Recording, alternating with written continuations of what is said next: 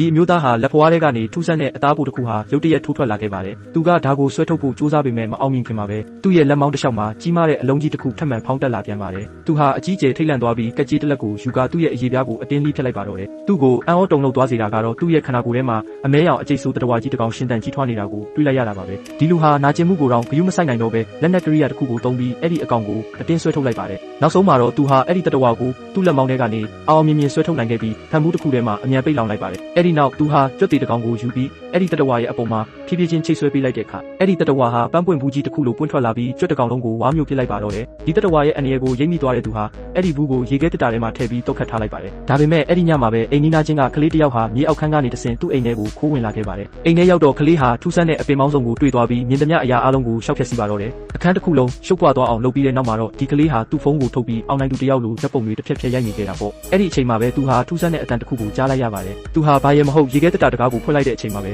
အထက်ကတတဝါဆိုးကြီးဟာရုတ်တရက်ခုန်အုပ်တိုက်ခိုက်ပြီးကလေးကိုအထဲကိုဆွဲခေါ်သွားပါတော့တယ်